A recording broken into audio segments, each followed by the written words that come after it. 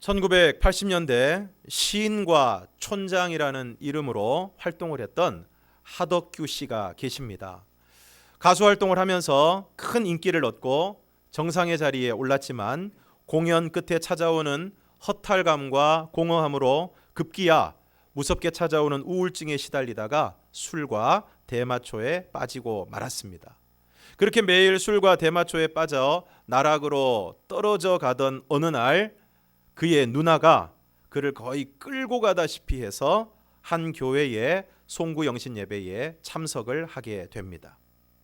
하덕규 씨는 당시 자신이 그렇게 방황하고 타락한 삶을 살아가면서도 자신의 삶에 대해서 심각하게 생각하지 않았다고 합니다. 그런데 예배를 드리는 가운데 자신의 참 모습을 보게 되고 그럼에도 불구하고 그러한 자신을 사랑하시는 그 주님의 사랑을 깨닫게 되었습니다. 그리고 그 경험을 바탕으로 노래를 만들게 되었는데 그 노래가 바로 그 유명한 가시나무라는 곡입니다. 내 속엔 내가 너무도 많아 당신의 쉴 곳 없네. 내 속엔 헛된 바램들로 당신의 편할 곳 없네. 내 속엔 내가 어쩔 수 없는 어둠 당신의 쉴 자리를 뺏고 내 속엔 내가 이길 수 없는 슬픔 무성한 가시나무 숲 같네. 마침내 바라본 자신의 실상은 자기 안에 자기가 너무 많아서 예수님이 들어올 수 있는 공간이 전혀 없었다는 것입니다.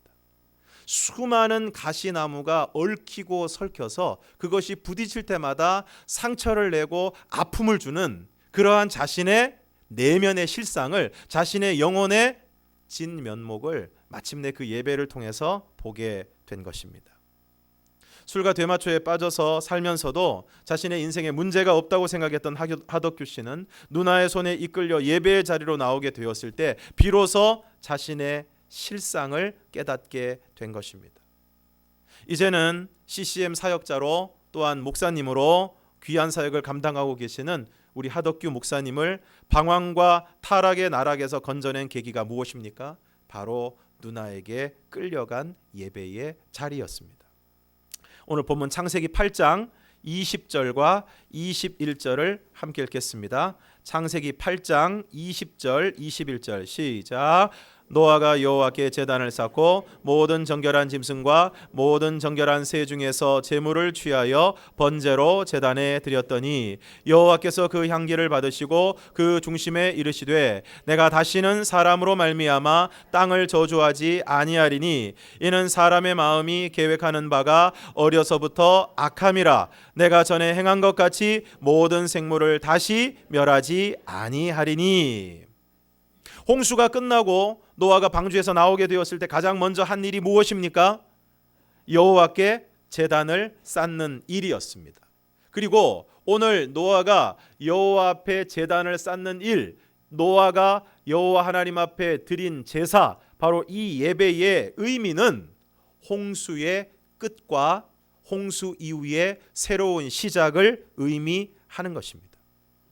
하덕규 목사님에게 있어서 그날 누나의 손에 이끌려가서 끌려가다시피 해서 드렸던 바로 그 예배는 지금까지 자신이 행해왔던 방황과 타락의 끝을 의미하는 것이고 이제 하나님의 사역자로 복음성가 가수로 목회자로서의 새로운 출발을 의미하는 것입니다. 사랑하는 성도 여러분, 오늘 우리도 살아가는 가운데 우리의 인생에도 비바람이 치고 홍수가 덮치는 삶의 시기를 맞이할 때가 있습니다. 세상 가운데서 허우적거리고 방황하는 삶을 살아갈 때가 있습니다. 그때 우리에게 필요한 것이 무엇입니까? 하나님 앞으로 나아오는 것입니다. 하나님을 예배하는 자리로 나아오는 것입니다. 하나님을 예배하는 그 자리로 나와 하나님께 엎드리는 것입니다. 고난과 시련이 닥치고 예기치 않은 어려움들이 우리를 짓누를 때 우리는 오히려 길을 쓰고 예배의 자리로 나와야 하는 것입니다. 또 세상이 주는 만족으로 자신을 만족시키기 위해 애를 쓰지만 마치 바다 한가운데서 소금이 가득한 바닷물을 퍼 마시는 것처럼 더 갈급하고 더 허무하고 더 허전할 때 우리는 끌려서라도 이 예배의 자리로 나와야 하는 것입니다. 노아가 여호와께 제단을 쌓고 모든 정결한 짐승과 모든 정결한 새 중에서 제물을 취하여 번제로 제단에 드렸을 때 여호와께서 그 향기를 받으십니다. 그리고 말씀하십니다. 내가 다시는 사람으로 말미암아 땅을 저주하지 않겠다. 내가 전에 행했던 것처럼 모든 생물을 다시 멸하지 않겠다. 그리고 말씀을 하십니다. 땅이 있을 동안에는 심음과 거둠과 추위와 더위와 여름과 겨울과 낮과 밤이 쉬지 아니하리라. 그리고 복을 주십니다. 9장 1절을 우리가 함께 읽겠습니다. 9장 1절 시작.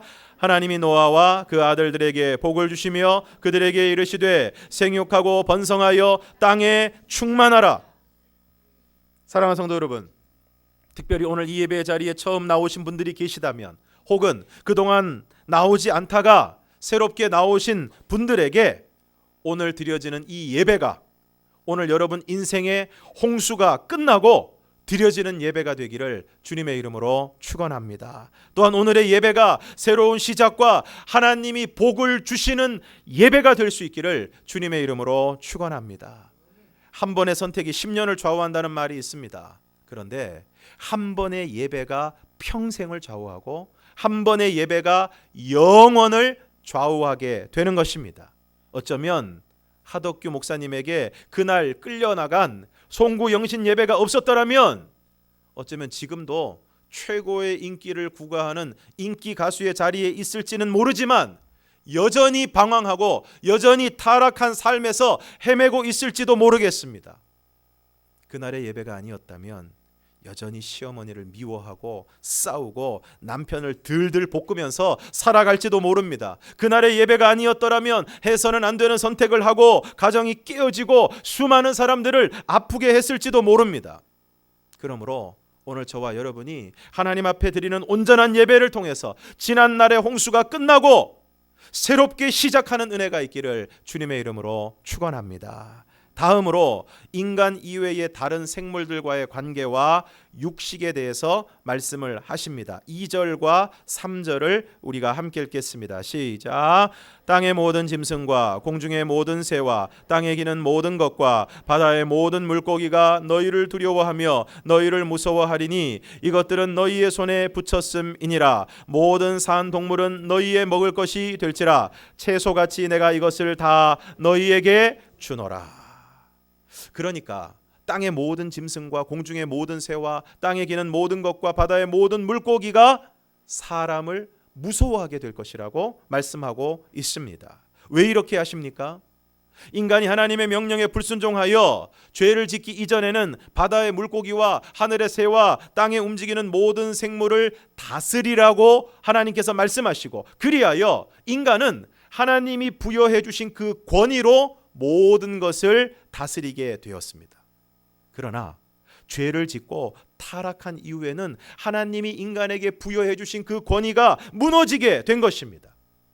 그리하여 그 권위 대신에 모든 생물들에게 인간을 두려워하는 마음을 주신 것입니다. 이것은 원래 하나님의 계획이 아닙니다. 하나님은 창조 시에 사람들에게 주신 권위로, 사랑과 은혜의 권위로 다른 생물들을 선하게 다스리기를 원하셨습니다. 그러나 타락함으로 말미암아 인간에 대한 두려움으로 복종하는 관계가 된 것입니다. 여기서 우리가 분명히 기억해야 될 한 가지 사실이 있습니다. 그것이 무엇입니까? 죄는 우리에게 주어진 권위를 무너뜨리고 사람들과의 관계를 깨뜨린다는 것을 기억해야 할 것입니다. 아버지가 가족들 앞에서 죄를 지으면 아버지로서의 권위가 무너지게 됩니다. 선생님이 학생들 앞에서 부끄러운 일을 하게 되면 선생님으로서의 권위가 다 무너지게 됩니다. 그리고 권위가 무너진다는 것은 그저 체면이 깎이고 위신이 추락한다는 의미가 아니라 그 권위를 통해서 아름답게 유지되고 있던 그 관계가 깨어지는 것을 의미하는 것입니다. 아버지로서의 권위가 무너진다는 것은 아버지라는 위치에서 형성된 모든 관계가 무너진다는 것을 의미하는 것이고, 선생님으로서의 권위가 무너진다는 것은 선생님과 학생들과의 관계가 무너지는 것을 의미하는 것입니다. 오늘 우리는 안타깝게도 그러한 모습들을 우리 주변에서 많이 보고 있습니다. 아주 중요하고 높은 위치에 있는 사람들이 비리를 저지르고 부정한 일에 연루되어서 자신에게 주어진 권위를 다 잃어버리고 일터에서 가정에서 형성된 귀한 관계가 다 깨어져 버리는 안타까운 모습을 보게 되는 것입니다. 그러므로 오늘 우리에게 필요한 것이 무엇입니까? 하나님이 우리를 세우신 그 자리에서 우리의 자리를 잘 지키는 것입니다. 아버지는 아버지의 자리를 잘 지키고, 어머니는 어머니의 자리를 잘 지키고, 선생님은 선생님의 자리를 잘 지키고, 상사는 상사의 자리를 잘 지키고, 목사는 목사의 자리를 잘 지키고, 자신의 자리에서 범죄하지 않고 죄의 유혹에 빠지지 않고 거룩하고 바른 삶으로 신실하게 자신에게 주어진 모든 일들을 잘 감당함으로 자신에게 주어진 권위가 잘 세워지게 될 때 오늘 우리의 관계가 회복되고 질서가 회복되는, 질서가 세워지는 역사가 있게 될 것입니다. 그러므로 하나님이 우리에게 주신 자신의 자리를 잘 지키고 주신 권위를 잘 세워가는 오늘 저와 여러분이 되기를 주님의 이름으로 축원합니다. 그런데 그럼에도 불구하고 이처럼 권위를 잃어버린 인간을 다른 생물들이 무서워하게 하신 것은 인간에 대한 하나님의 놀라운 배려입니다. 그리고 3절에서는 육식을 허락하십니다. 3절, 모든 산 동물은 너희의 먹을 것이 될지라 채소같이 내가 이것을 다 너희에게 주노라. 홍수 이전과 확연하게 달라진 세상의 척박한 환경에서 살아갈 수 있도록 하나님은 인간에게 육식을 허락하십니다. 최근 큰 인기를 끌었던 한 드라마에 이런 장면이 나옵니다. 한 여고에서, 한 여자 고등학교에서 이제 고3이 되는 주인공이 새로운 반이 되어서 야, 고3 때 내 짝은 누가 될 것인가 부푼 기대를 안고 반에 딱 가서 앉아 있어 보니까 그 학교 전교 1등이 자신의 짝인 것입니다. 딱 보기에도 전교 1등이고 또 보기에도 까칠해 보이는 그런 친구였습니다. 그래도 주인공이 워낙 성격이 좋은 터라 먼저 말을 걸고 도시락도 같이 먹고 그러는데 이 전교 1등은 자습 시간마다 아이들이 떠들면 30cm 자로 책상을 치면서 야, 조용히 좀 해. 공부 좀 하자. 소위 사람들이 말하는 밥맛이 별로 없는 그런 친구였습니다. 그러던 어느 날 그 반에서 한바탕 소동이 벌어지게 됩니다. 바로 주인공의 짝인 전교 1등이 거품을 물고 교실 바닥에 쓰러져서 온몸에 경련을 일으키는 것입니다. 그 사실을 안 주인공은 거품을 물고 쓰러진 아이 주변에 있는 책상과 의자를 치우라고 다급하게 소리를 지릅니다. 그리고 교실 앞문, 뒷문을 닫으라고 소리를 치자 아이들이 교실 앞문과 뒷문을 닫고 교실 앞문, 뒷문에 있는 창문을 자신들의 몸으로 가렸습니다. 그리고 그 아이에게 다가가서 거품을 물고 발작을 일으키고 있는 아이의 얼굴을 옆으로 돌려 놓습니다. 주인공의 짝인 전교 1등은 바로 간지를 앓고 있었던 것입니다. 그렇게 조치를 취하고 그 아이를 양호실로 옮깁니다. 한참 만에 양호실에서 깨어난 아이는 쭈뼛쭈뼛하면서 교실로 들어옵니다. 교실로 들어오면서 그 반에 있는 아이들 눈치를 봅니다. 간질 발작을 일으킨 자신을 아이들이 어떻게 볼 것인가 두려운 마음으로 그 교실을 들어섭니다. 그런데 주인공을 비롯한 그 반에 있는 모든 아이들이 아무 일도 없었던 것처럼 그 아이를 맞아주는 것입니다. 그리고 점심시간에 도시락을 먹으면서도 서로의 반찬을 스스럼 없이 나누어 먹으면서 아무렇지도 않게 행동을 합니다. 그래서 밥을 먹다가 까칠했던 전교 1등이 눈에 눈물이 고이는 것입니다. 그리고 그 일이 있고 난 다음에 그 전교 1등의 어머니가 학교를 찾아옵니다. 그러면서 그 아이의 짝인 그 주인공을 만나서 이렇게 얘기합니다. 고맙다. 내가 너 한번 안아봐도 되겠니? 그러면서 그 아이에게 깊은 고마움을 표시하는 것입니다. 이 주인공이 한 일이 무엇입니까? 배려하는 것입니다. 물론 발작이 일어났을 때 응급처치를 잘한 것도 참 중요한 일이지만 앞문 뒷문을 닫아서 친구의 부끄러운 모습이 다른 사람에게 알려지는 것을 막은 것, 그리고 그 일 이후에 그 친구를 전과 다름없이 대해준 것, 이 모든 것이 너무나도 아름다운 배려인 것입니다. 하나님은 오늘 죄를 지어서 하나님이 주신 권위를 잃어버린 인간을 배려하십니다. 홍수 이후의 척박한 환경에서 힘들게 살아가야 하는 인간들에게 육식을 허락하심으로 또 한 번 그들을 배려하십니다. 배려는 상대방의 약함을 알고 그 사람을 돕는 것입니다. 하나님은 우리의 약함을 아십니다. 그리고 불쌍히 여기십니다. 그래서 우리를 도우시는 것입니다. 사랑하는 성도 여러분, 오늘 저와 여러분도 서로가 서로의 약함을 알게 되기를 바랍니다. 그리고 그 약함을 불쌍히 여길 수 있기를 바랍니다. 그래서 서로 배려하고 돕는 우리가 되기를 주님의 이름으로 축원합니다. 그런데 육식을 허락하시면서 핏째 먹지는 말라고 말씀하십니다. 본문 4절에서 6절을 함께 읽겠습니다. 4절에서 6절 시작. 그러나 고기를 그 생명되는 핏째 먹지 말 것이니라. 내가 반드시 너희의 피 곧 너희의 생명의 피를 찾으리니 짐승이면 그 짐승에게서 사람이나 사람의 형제면 그에게서 그의 생명을 찾으리라. 다른 사람의 피를 흘리면 그 사람의 피도 흘릴 것이니 이는 하나님이 자기 형상대로 사람을 지으셨음이니라.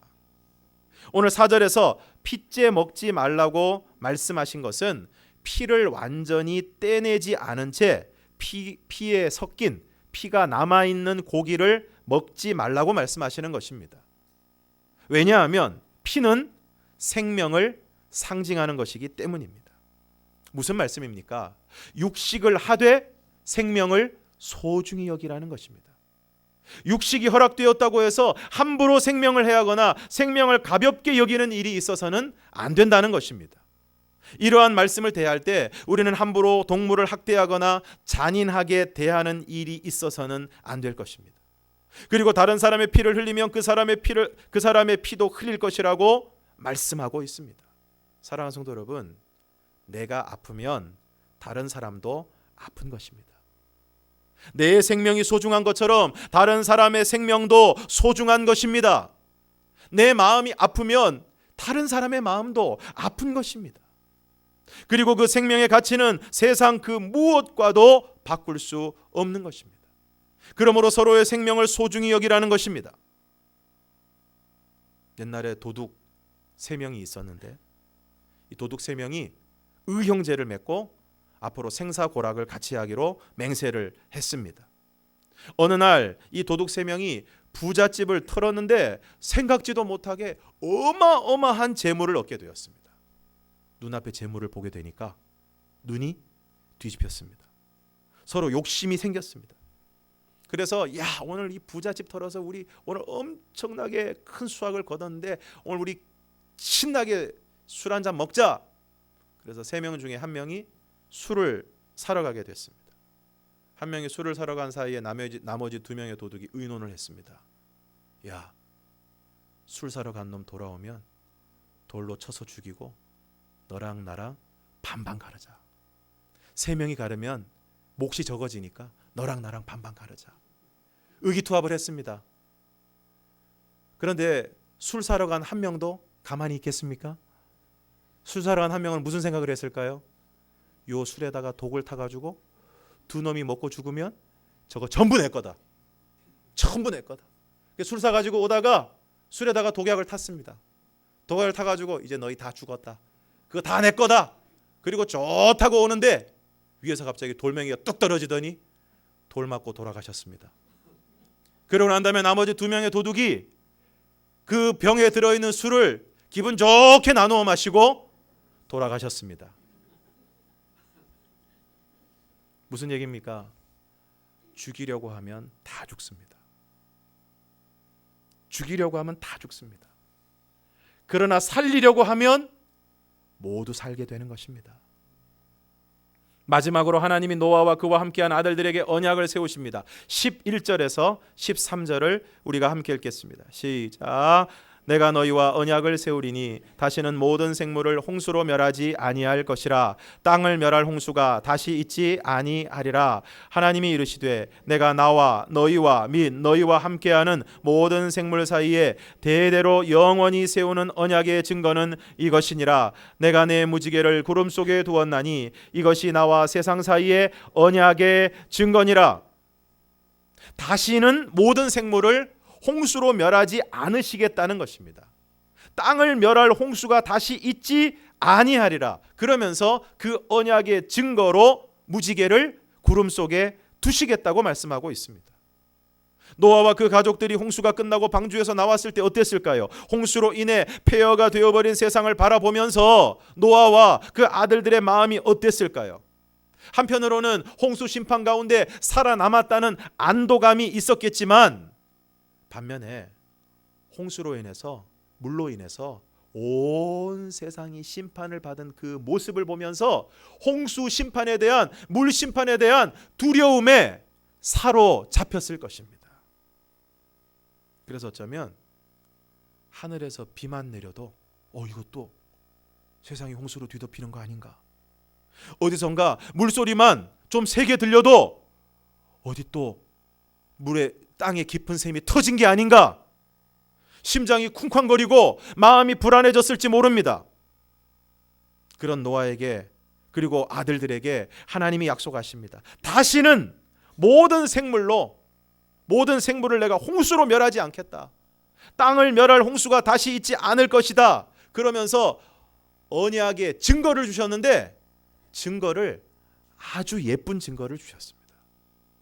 비가 오고 난 다음에 여러분 영롱하게 서 있는 무지개를 보신 적이 있으십니까? 빨주, 노초, 파남보 7색깔 무지개. 아무리 생각해도 최고의 예술가는 하나님이십니다. 어떻게 언약의 증거를 주셔도 이렇게 예술적이고 아름다운 증거를 주시는지 모릅니다. 14절에서 16절까지의 말씀을 함께 읽겠습니다. 14절에서 16절 시작. 내가 구름으로 땅을 덮을 때에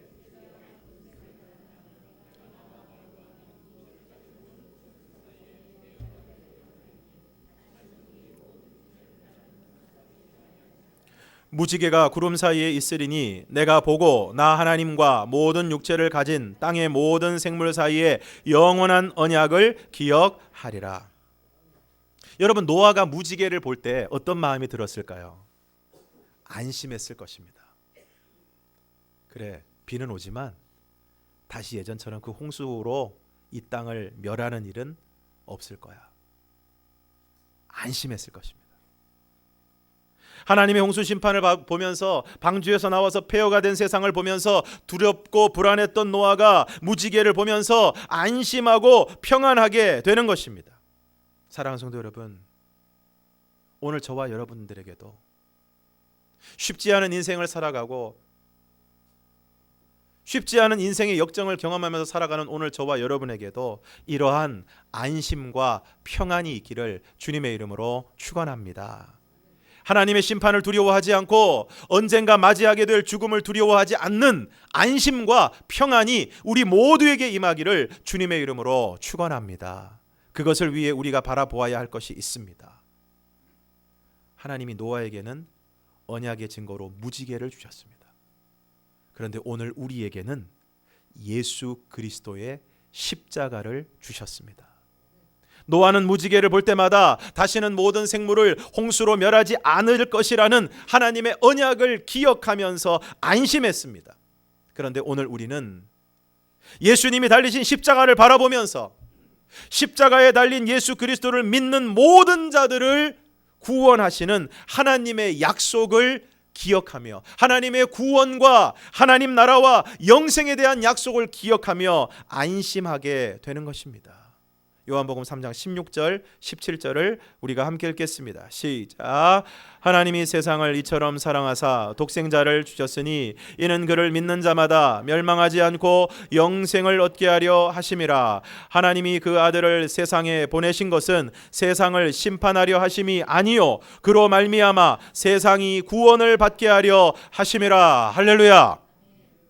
십자가를 보면, 십자가에 달린 예수님을 보면 그를 믿는 자마다 멸망하지 않고 영생을 얻게 하실 것이라는 하나님의 약속을 기억하게 됩니다. 사랑하는 성도 여러분, 노아가 무지개를 바라보면서 마음에 안심하고 미래에 대한 꿈을 꾸고 새로운 시작을 할 수 있었던 것처럼 오늘 저와 여러분이 예수님의 십자가를 바라보고 구원에 대한 확신을 가지고 죽음에 대한 두려움을 뛰어넘어 영생의 소망을 가지고 오늘 저와 여러분이 살아갈 수 있기를 주님의 이름으로 축원합니다. 오늘 말씀을 정리하겠습니다. 오늘 우리의 드리는 예배가 홍수의 끝과 홍수 이후의 새로운 시작을 알리는 복된 예배가 될 수 있기를 주님의 이름으로 축원합니다. 배려하시는 하나님의 놀라운 배려를 받은 오늘 저와 여러분은 서로가 서로를 배려하고 다른 사람의 약점을 잡아 이용하는 악한 세상의 사람들이 아니라 서로의 약한 부분들을 돌아보고 그것을 돕고 섬기고 배려하는 오늘 저와 여러분이 되기를 주님의 이름으로 축원합니다. 생명을 소중히 여기고 다른 사람의 아픔을 돌아볼 수 있는 저와 여러분이 되기를 원하고 무지개를 바라보면서 또한 우리 주님의 십자가를 바라보면서 오늘 우리를 구원하여 주시고 우리에게 영원한 하나님의 나라를 약속하여 주신 주님의 약속을 바라보며 주님이 주시는 평안과 안심을 누리는 저와 여러분이 되기를 주님의 이름으로 축원합니다. 기도하겠습니다.